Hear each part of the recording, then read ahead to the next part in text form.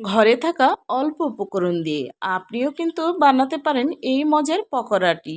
আর এই পকোড়াটি কিন্তু খুব সহজেই হাতের কাছে থাকা পাউরুটি দিয়ে আমি তৈরি করেছি। আসসালামু আলাইকুম। তো কিভাবে আমি এটা তৈরি করলাম এখন আপনাদের সাথে শেয়ার করব।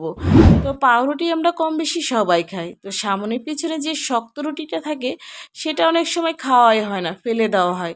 সেই রুটিটা দিয়ে আজকের এই পকোড়াটা আমি তৈরি করব। প্রথমে পেঁয়াজ, কাঁচামরিচ, টমেটো, ধনিয়া পাতা, একটা ডিম নিয়েছি, স্বাদ মতো লবণ আর টেস্টি সল্ট নিয়েছি।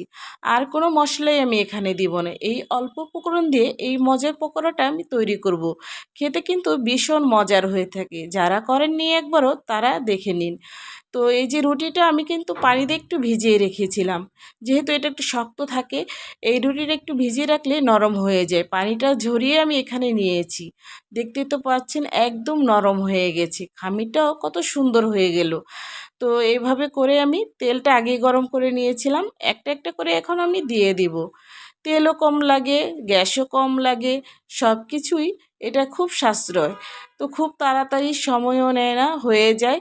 তো এরকম করে বিকেলে বা বৃষ্টির সময় ঝটপট আপনারাও এই নাস্তাটি তৈরি করতে পারেন। অনেক সময় দেখা যায় পাউরুটি ঘরে থাকে, সেই পাউরুটি খাওয়াই হচ্ছে না, খেতেও ভালো লাগে না। তো সেই পাউরুটিটা যদি একটু মজা করে এভাবে পকোড়া করে খাওয়া যায় তাহলে কিন্তু ভালোই লাগে। অনেক সময় দেখা যায় মেহমান চলে আসছে কিন্তু আপনার ঘরে কিছুই নেই, পাউরুটি আছে। সেই পাউরুটিটা দিয়ে আপনি এরকম পকোড়া তৈরি করে তাদের মেহমানদারি করতে পারেন। আর এটা খেতেও ভালো, দেখতেও কিন্তু অনেক সুন্দর।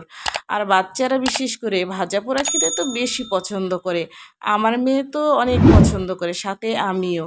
তো এরকম পকোড়া মাঝে মাঝে যদি পরিবারের সকলকে বানিয়ে খাওয়ান সবাই কিন্তু অনেক খুশি হয়ে যাবে। তো আজকের এই ভিডিওটা কেমন লেগেছে অবশ্যই কিন্তু কমেন্টে জানাবেন। আর কে কে এভাবে তৈরি করেন সেটাও জানাবেন। আর আমার এই রেসিপিটা কেমন হয়েছে তৈরি করতে সুন্দর সুন্দর কমেন্ট করে জানাবেন কিন্তু। আজকে এই পর্যন্তই। আল্লাহ হাফেজ।